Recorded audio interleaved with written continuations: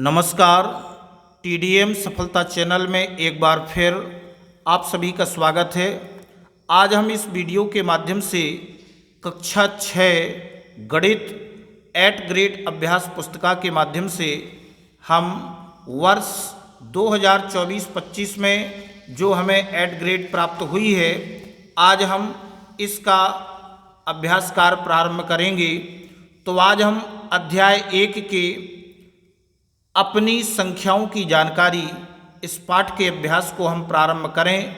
इससे पूर्व हम पाठ के परिचय को समझते हुए सभी विद्यार्थी एक एक शब्द को इस पाठ के परिचय को पढ़ें और इसमें हमने जो हमें संख्याएं दी जाती हैं उसको हम भारतीय पद्धति के अनुसार इकाई, दहाई, सैकड़ा, हजार, 10,000, लाख, 10 लाख इस तरह से हम पढ़ते हैं। लेकिन इसमें जब हम अंतर्राष्ट्रीय पद्धति को यानी संख्यांकन की अंतर्राष्ट्रीय पद्धति में इकाई, दहाई, सैकड़ा, हजार और आगे मिलियन का प्रयोग किया जाता है, तो हजार और मिलियन को प्रदर्शित करने के लिए अल्प विरामों का प्रयोग किया जाता है। और अल्प विराम दाएं से प्रत्येक तीसरे अंक के बाद आता है। पहला अल्प विराम हजार को प्रदर्शित करता है, जैसे 62, 108 और 295 को अंतर्राष्ट्रीय पद्धति में 62,108,295 पढ़ा जाता है। तो भारतीय पद्धति में इस संख्या को इस प्रकार लिखा जाता है, जैसे 6,21,08,295 पढ़ा जाता है। तो चलिए कुछ उदाहरणों के द्वारा भारतीय पद्धति तथा अंतर्राष्ट्रीय पद्धति में संख्याओं को पढ़ना समझते हैं। यहाँ पर हमें संख्या दी गई है और इस संख्या को भारतीय पद्धति के अनुसार क्या पढ़ा जाता है, तो आप देखेंगे कि इकाई, दहाई, सैकड़ा, हजार, 10,000, लाख, 10 लाख, करोड़, 5,92,01,085 ये पढ़ा जाता है भारतीय पद्धति के अनुसार।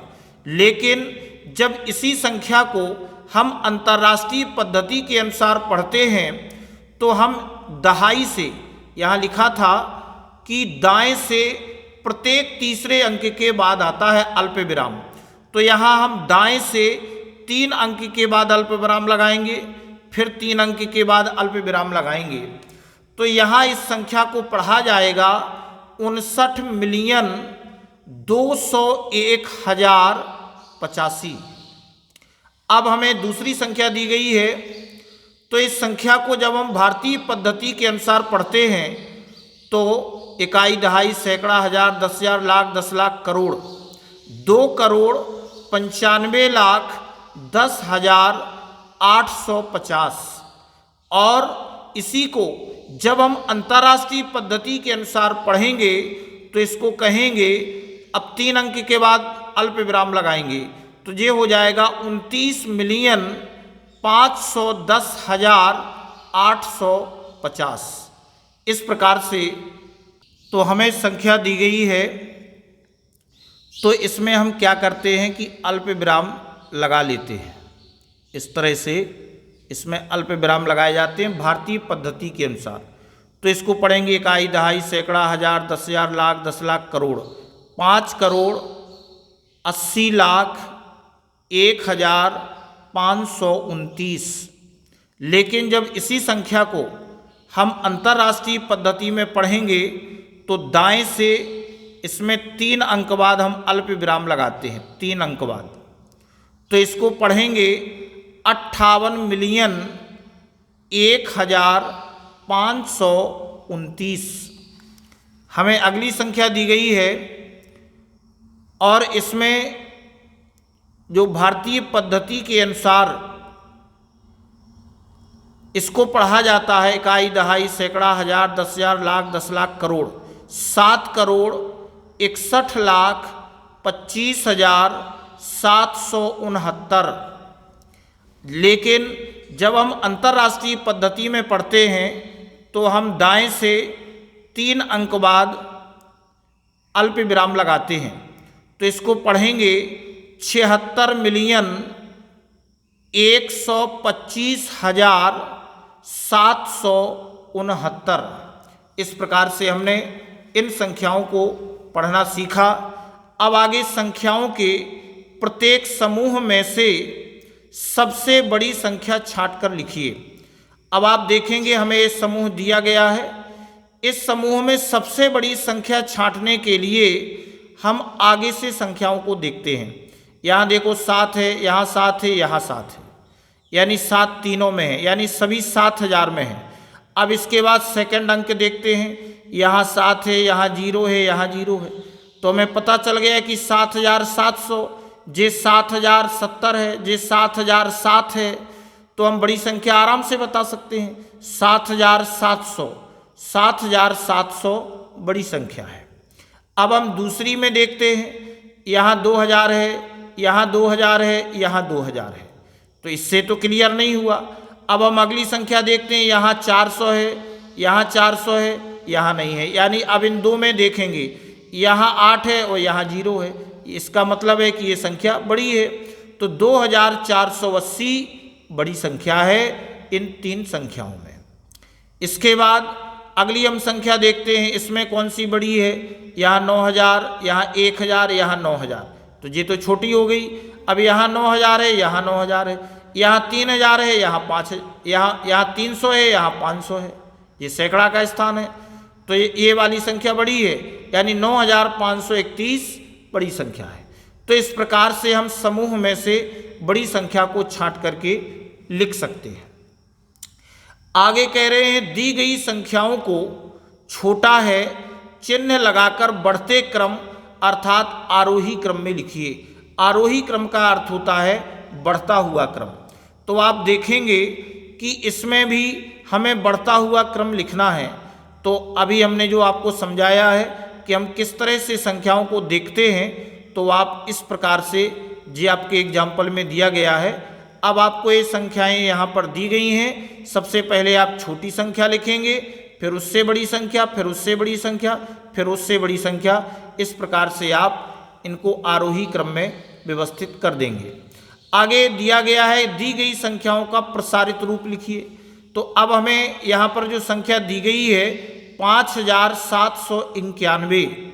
तो 5,000 तो हमने 5,000 लिखा, प्लस 700 तो 700 लिख दिया, फिर 90 और प्लस 1, यानी ये इकाई हो गया।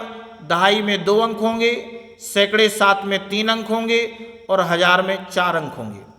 अब इस प्रकार से अगर हमें 7,050 को लिखना है तो 7,000, फिर 0 सैकड़े में है तो 3 जीरो आ गए। अब इसको चाहे तो हम 1 जीरो भी लिख सकते हैं, 3 जीरो का कोई मतलब नहीं है। और 5 दहाई में है तो हम 50 लिखेंगे, और 0 इकाई में है तो 0 लिख देंगे। इसी प्रकार से जब हम 3,003 को लिखते हैं तो 3,000, फिर सैकड़े का 0, फिर दहाई का 0 और फिर इकाई का 3। इस प्रकार से हमने दी गई संख्याओं का प्रसारित रूप लिखा। आगे अब हमें प्रश्न यहाँ पर दिए जाएंगे। तो हम देखते हैं कि प्रश्न पहला है, 1 किलोमीटर में कितने मीटर होते हैं। तो हम जानते हैं कि 1 किलोमीटर में 1000 मीटर होते हैं।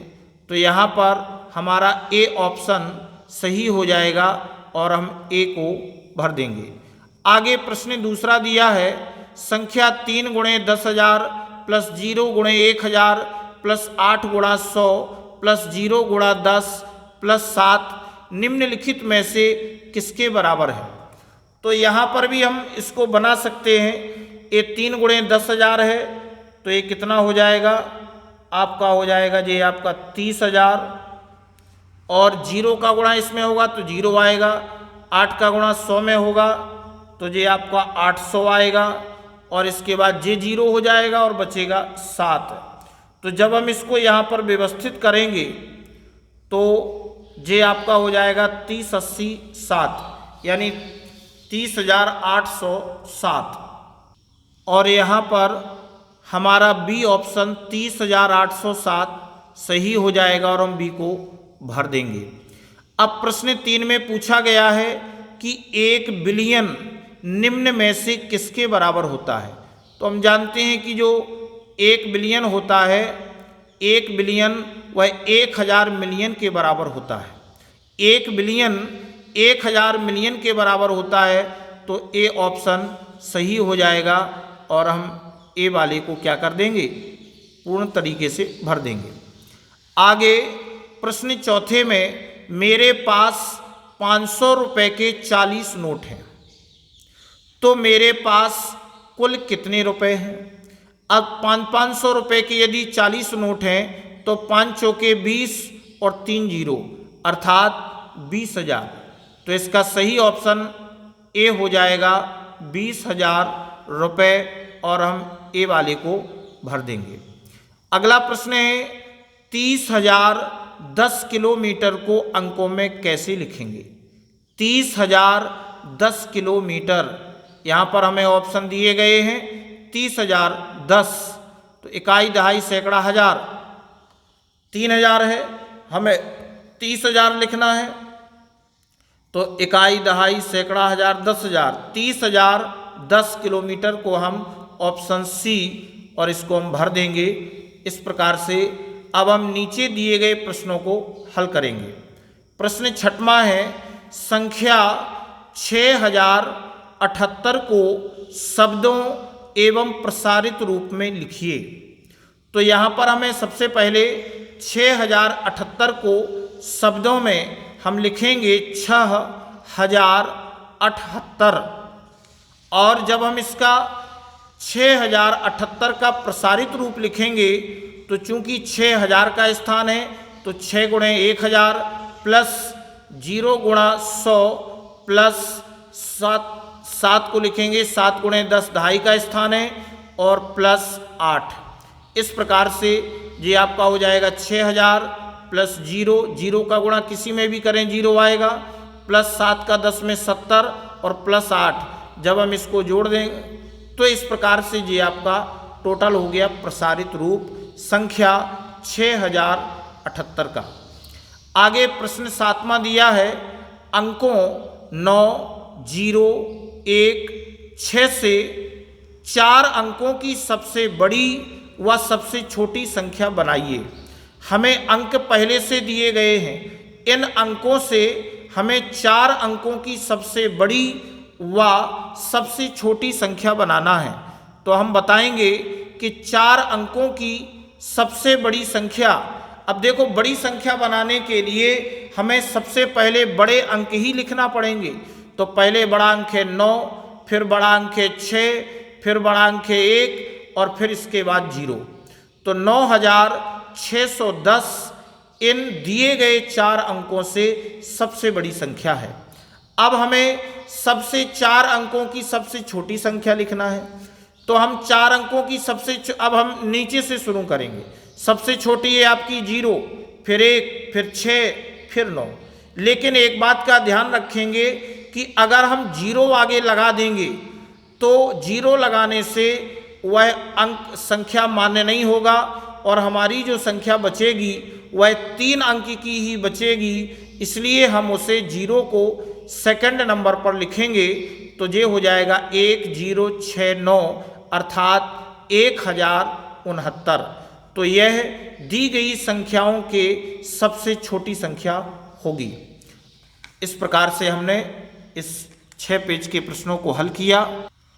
अब 8वां प्रश्न दिया है कि संख्याओं 1748, 3950, 2010, 1987 और 805 को अवरोही क्रम में लिखिए।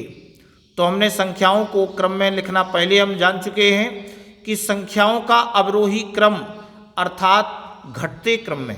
तो सबसे पहले हम बड़ी संख्या लिखेंगे। तो 3950 बड़ा है 2010 से, 2010 बड़ा है 1987 से और ये बड़ा है 1748 से और ये संख्या बड़ी है 805 से। अब इस प्रकार से हम अगला प्रश्न देखते हैं।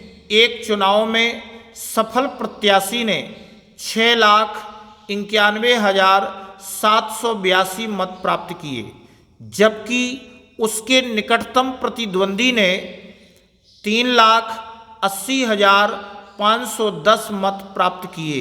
सफल प्रत्याशी ने चुनाव कितने मतों से जीता? तो हम लिखेंगे कि सफल प्रत्याशी को प्राप्त मत 6,91,782 और निकटतम प्रतिद्वंदी को प्राप्त मत 3,80,510। जब हम अंतर ज्ञात करेंगे तो हमें प्राप्त होगा 3,11,272। तो हम उत्तर में बता सकते हैं, अतः सफल प्रत्याशी ने चुनाव 3,11,272 मतों से जीता। इस तरह से हम उत्तर लिख देंगे। अब 10वां प्रश्न है, एक बर्तन में 5 लीटर 500 मिलीलीटर दूध है। 25 मिलीलीटर धारिता वाले कितने गिलासों में इसे भरा जा सकता है? तो हम जानते हैं कि चूंकि 1 लीटर बराबर होता है 1000 मिलीलीटर, हमें यहाँ पर 5 लीटर दिया है और 25 मिलीलीटर धारिता के गिलास भरना है, तो हम इसको पूरा मिलीलीटर बना लेते हैं। तो लिखेंगे कि एक बर्तन में कुल दूध 5 लीटर 500 मिलीलीटर, अर्थात 5 लीटर का 5000 और ये 500 टोटल मिलाकर के हो गया 5500 मिलीलीटर। अब हमें 25 मिलीलीटर धारिता वाले गिलासों की संख्या, तो हम 5500 में जब हम 25 का भाग दे देंगे तो हमें 220 गिलास प्राप्त होंगे।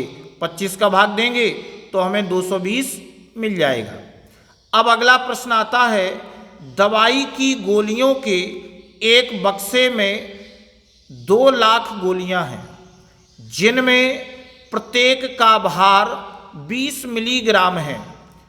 इस बक्से में रखी सभी गोलियों का कुल भार ग्रामों में कितना है और किलोग्रामों में कितना है? तो हम सबसे पहले बताएंगे कुल भार मिलीग्राम में। अब चूंकि हम जानते हैं कि हमें 2 लाख गोलियां दी हैं और प्रत्येक का भार 20 मिलीग्राम है, तो 2 लाख गोलियों का कुल भार कितना होगा? तो हम 20 का गुणा कर देंगे 2 लाख में, तो 2 दूनी 4 और इकाई दहाई सैकड़ा हजार 10,000 लाख 10 लाख। तो हमें जे आपको इकाई दहाई सैकड़ा हजार 10,000 लाख 10 लाख, तो 40 लाख मिलीग्राम हमारा कुल आ गया। अब कुल भार ग्राम में जब हम मिलीग्राम से ग्राम बनाएंगे तो 1000 का हम भाग दे देंगे, तो हम इसमें जो हमारी संख्या 40 लाख लिखी हुई है, इसमें जब हम 1000 का भाग देंगे तो 3 जीरो से 3 जीरो कट जाएंगे और हमें 4000 जो प्राप्त होगा वह 1 ग्राम प्राप्त होगा, चूंकि 1 ग्राम बराबर होता है 1000 मिलीग्राम के। अब कुल भार किलोग्राम में, जब हम किलोग्राम में बताएंगे तो फिर 1000 का भाग देंगे, तो 4000 में जब हम 1000 का भाग देंगे तो 1000 से 4000 में भाग देंगे तो 4 किलोग्राम आ जाएगा, चूंकि 1 किलोग्राम बराबर होता है 1000 ग्राम के, तो 4000 ग्राम हो जाएगा 4 किलोग्राम के। अब प्रश्न 12वां, वर्ष 2001 में किसी शहर की जनसंख्या 3,75,815 थी। वर्ष 2021 में पता चला कि जनसंख्या में 89,209 की वृद्धि हो गई। तो बताइए वर्ष 2023 में शहर की जनसंख्या बढ़ेगी या घटेगी?